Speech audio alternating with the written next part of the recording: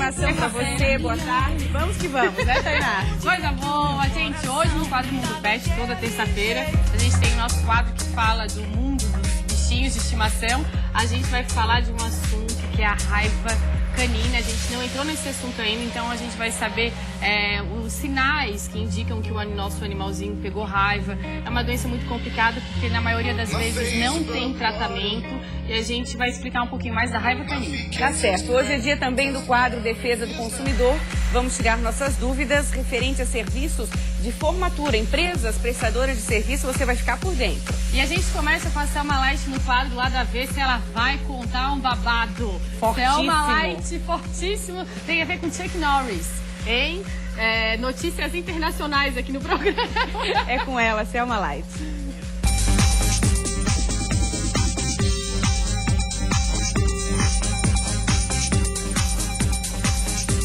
Começar a semana com bafão é ótimo, meu bem. Aconteceu um bafão aí que tá movimentando aí as redes sociais e o pessoal, a humarada toda tá desesperada. Um dos símbolos masculinos assumiu sua homossexualidade, botou a boca no trombone em uma entrevista aí pra CBS norte-americana que arrasou. Gente, mulherada meio decepcionada, mas eu achei uma atitude de macho desse cara. Falar sobre isso depois de muitos anos, achei incrível. Chuck Norris, um dos mercenários. Então, ele aí numa entrevista no programa 60 Minutos da CBS, falou abertamente, muito emocionado, falou declarando sua homossexualidade, falando que é homossexual sim, que foi muito difícil para ele, mas ele assumiu e sem medo nenhum, questionado pelo apresentador do programa se ele tinha algum medo de alguma represária, alguma coisa, e ele falou: não, convivi com o medo durante muitos anos por não poder falar quem eu era. Agora estou falando realmente do que eu sou e quem eu gosto. Mas bafão vem por aí porque ele assumiu que, além disso, ele tirou do armário alguém que já até faleceu. Ele falou do seu antigo namorado, que é o ator Bud Spencer, que é um dos campeões aí da comédia. Fez aquele filme Trinity, que todo mundo conhecia muito. E esse cara também é considerado um dos grandes machões do cinema. E os dois foram namorados durante muitos anos. Bud Spencer faleceu com 70 anos. O Chuck Norris, ele mantém uma fundação que trata,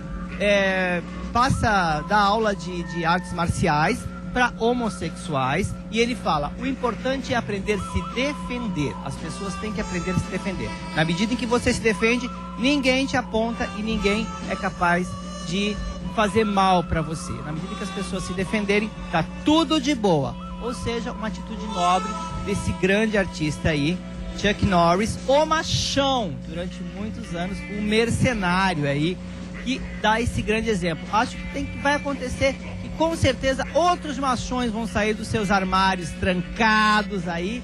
Logo, logo tem mais gente assumindo, com certeza, e a gente tá só de butuca querendo saber quem é. Sabia disso, Maria Paula? Pois então, eu acompanhei, não sabia em tanto detalhe, você trouxe os detalhes, e o seu Elcio está me contando que é fã do Chuck Norris, assistia os filmes desde a década de 80. Então, agora uma pergunta que eu tenho pro seu Elcio: o senhor deixaria de ser fã do Chuck Norris por esse motivo? Pelo contrário, isso é uma opção dele. Ao contrário, né, seu Elcio? A gente só tem a aplaudir pela coragem e também por levantar a bandeira e defender a classe, né? Qual filme dele, assim, que o senhor gostou mais? Tem algum? Tinha um filme que era inusitado, era o Bom, o Mal e o Feio.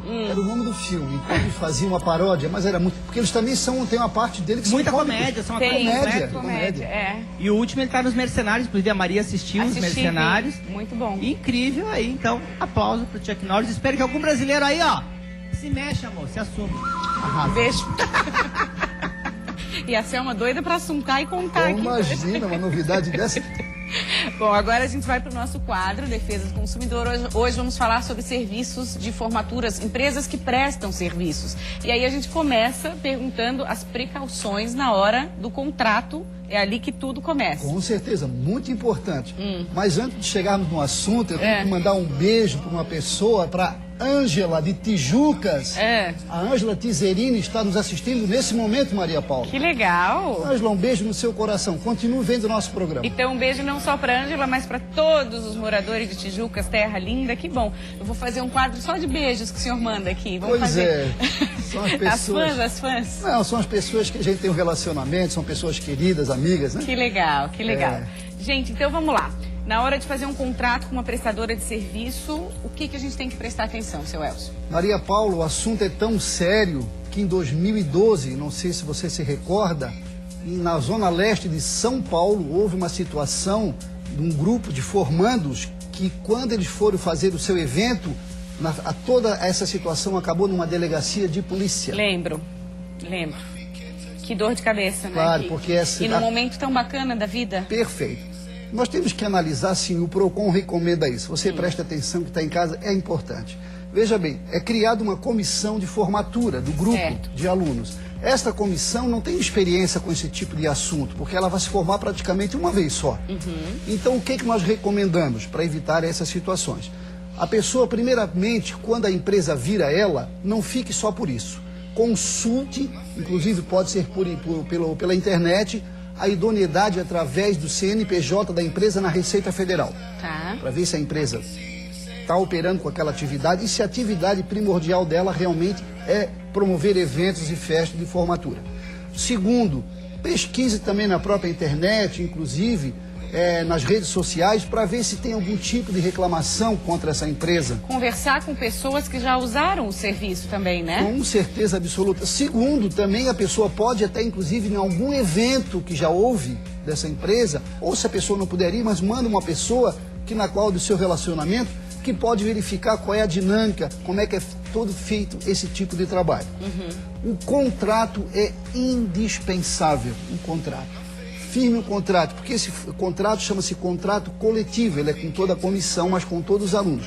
Mas só que o PROCON recomenda que nesse contrato conste a individualidade de cada aluno também. Até porque naquele grupo de 40, 50, 100 alunos, 2, 3 desistirem, a responsabilidade não é dos outros arcarem com essa consequência. Então, se eles individualizarem também no próprio contrato, o aluno, se ele ficar inadimplente, ele que depois venha se resolver com essa empresa. Ah, entendi. Então tem que fazer nominal, tem que constar todo mundo ali. O contrato é coletivo, mas ele pode constar também nas suas cláusulas a individualidade de cada aluno. Sim, porque que pode acontecer num grupo grande de 40, 50 pessoas, 3 pessoas não pagarem. E aí? É muito comum. Entendi. Desistem por qualquer motivo, ou pagou a metade, ou não pagou nenhuma, aí todo o grupo vai ter que pagar aquela despesa com aquela prestadora de serviço, que efetivamente não vai fazer o serviço, mas também está lá à disposição. Então o contrato é uma obrigação jurídica, ele vale para as duas partes, para o fornecedor e para o consumidor. Então, se aquele aluno não pagou, a comissão não tem obrigatoriedade. Ele que tem que se responsabilizar com a empresa. Uma pergunta bastante comum, uma dúvida que surge é a questão de outros serviços, por exemplo, o serviço de um fotógrafo, né? A gente quer, os formandos querem contratar o fotógrafo X, mas a prestadora de serviço já oferece o fotógrafo no pacote. É obrigatório a gente aceitar aquele fotógrafo? Você colocou uma situação importante.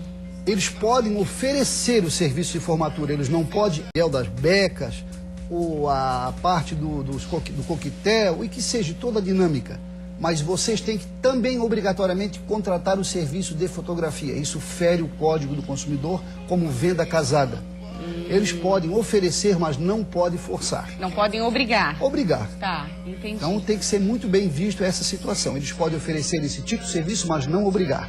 No caso, seu Elcio, do cheque calção, né? Muitas empresas pedem o cheque calção, caso ocorra, por exemplo, algum problema com a beca, com as becas, estragou, rasgou, o cheque calção fica como uma garantia. Pode ser exigido? Pode, desde que essa relação esteja especificada também no contrato. Mas eles podem cobrar como precaução, até porque pode, às vezes, houver uma avaria ou na verdade, houver algum problema, rasgar um tipo de material desse, a empresa também vai manter despesa com isso. Isso é legal desde que conste no contrato. Tá, para depois, mas eu não sabia, para não ter essa história, né? Perfeitamente. Tá. E a questão do mestre de cerimônias também, aí eu acho que é parecido com essa questão do fotógrafo, não precisa ser o que a empresa indica, os formandos têm liberdade de escolher. Claro, quando o formando fazer essa relação de contrato, ele primeira coisa tem que fazer a consulta prévia. Olha, nós temos alguém que faça a cerimônia. Ah, mas então nós não prestamos esse serviço. Procure uma outra empresa. Tá. Mas se aquela empresa ao agregar um serviço que for suficiente para aqueles alunos, não, está muito bem, ninguém vai se incomodar com isso, até contrate, mas não é obrigado. Porque assim, essa empresa presta um serviço agregado com produtos. Sei. Então, exemplo, a Beca faz parte do sistema. Mas de repente a empresa disse, nós fizemos todo o evento, mas não alugamos a Beca. Tá. Um contrato contra a empresa. Então, a comissão dos alunos, e eu acredito que muitos estão nos vendo nesse momento, que possivelmente vão se formar agora para final de ano. Aliás, as formaturas hoje é o ano todo que está acontecendo, É né, Maria? verdade, é verdade. Em todos os meses praticamente tem formatura nessas universidades todas.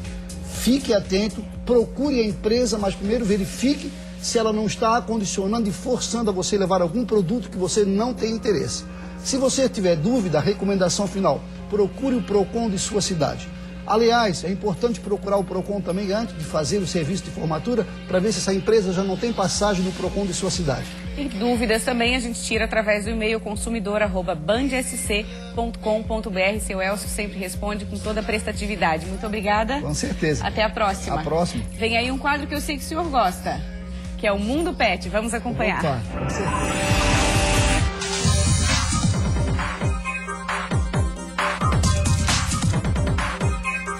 Tô aqui com o Thiago Salvador, que é o nosso veterinário, né, Thiago? Posso falar assim? Pode falar, não tem problema não. Nosso veterinário. Sou veterinário da Band, né, do Da programa Band, do Olhares. programa Olhares, né, Isso mesmo. Thiago? E o Thiago, de vez em quando, vem aqui para tratar de assuntos bem legais do quadro Mundo Pet. E hoje a gente vai falar sobre raiva canina. Isso Thiago, a mesmo. gente ainda não falou sobre esse assunto. E é um assunto super sério, Sério. né? E que a maioria dos animais que contraem raiva canina acabam morrendo. A grande maioria, infelizmente, vem a óbito por causa dessa Por causa doença. da doença, É. né? O que é a raiva canina, então? A raiva canina é um vírus. É um vírus, isso. Tá. É um vírus cujo reservatório, tá? Reservatório, o que é o reservatório? São os animais que têm essa doença no organismo, tá? São os animais silvestres, tá? Rato, morcego, capivara, coati, os animais... Os animais que vivem na Isso. natureza. E os animais domésticos pegam essas doenças vindo dos animais silvestres. Ah, tá. Contrai, então, em contato com esses animais Isso. silvestres, né? Como é que a gente começa a identificar, então, a raiva canina no nosso bichinho de estimação? Porque a gente sabe que de alguns sintomas, né? Mas só pra Isso. gente relembrar. Assim, ó, nos animais, eles se confundem muito com algumas doenças que atacam o cérebro, atacam o sistema nervoso central. O animal vai ter a fase furiosa e a fase paralítica da doença, tá?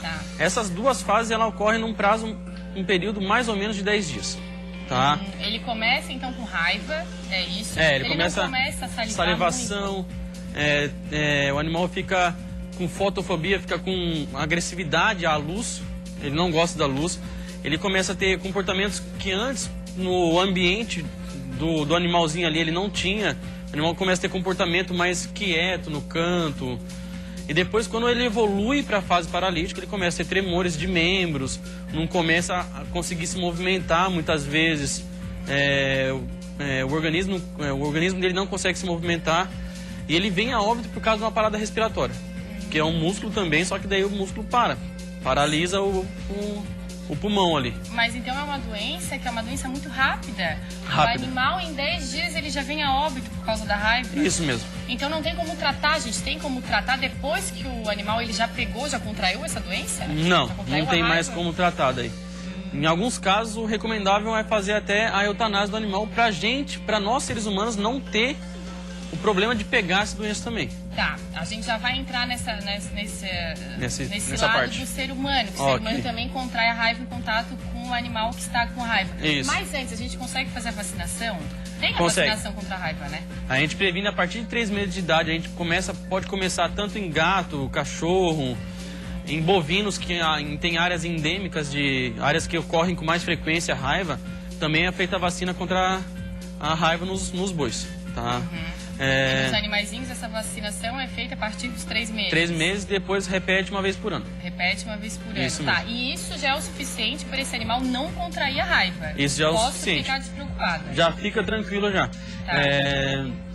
Isso já consegue dar um controle muito maior em todos os animais. Claro que no Brasil, a tendência de raiva no Brasil em si é um pouco menor. Ocorre muito mais em países subdesenvolvidos, que não fazem o controle com a vacinação. Então o Brasil ele tem um controle legal, então. Relativamente legal, assim, legal. Claro que a gente ainda tem que fazer muito mais ainda. Não é porque tem poucas doenças que tem muita gente que fala, tem pouca doença, não vou vacinar meu animalzinho. Pois que geralmente a gente não escuta muito falar, não né? escuta muito, isso é verdade mesmo. Mas assim, tem que vacinar, tem que proteger o animalzinho. Tá, e aí entrei em contato com um animal que tem raiva, uma salivação desse animal na minha pele, eu já vou contrair a raiva se eu tiver um machucado? Se você tiver um machucadinho, um arranhão no braço, assim, ele penetra muito fácil no nosso organismo. Tá? Tendo uma abertura nesse nosso organismo, ele não precisa nem morder. O cachorro foi lá e lambeu o nosso... estamos vendo um animalzinho na rua ali, que bonitinho.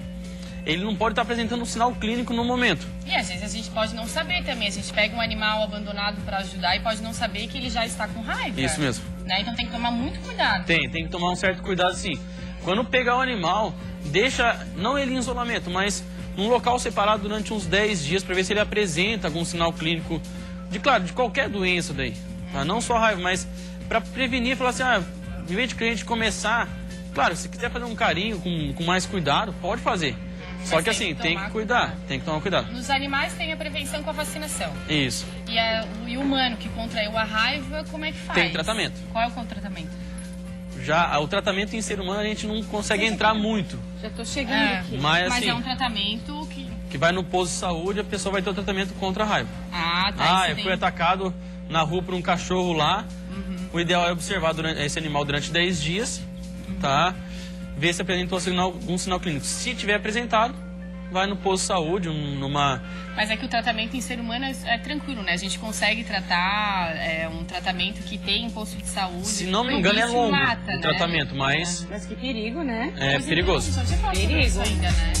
Tem que tomar cuidado, então, né, Tem que tomar cuidado. Tem que tomar uma doença que tem que ficar esperto. Tá certo, Thiago, obrigada. É o nosso veterinário, né, Maria? Obrigado, Maria. Obrigado, viu? Obrigada. Amanhã a gente volta com mais olhares. Tchau. Até amanhã. Tchau, tchau.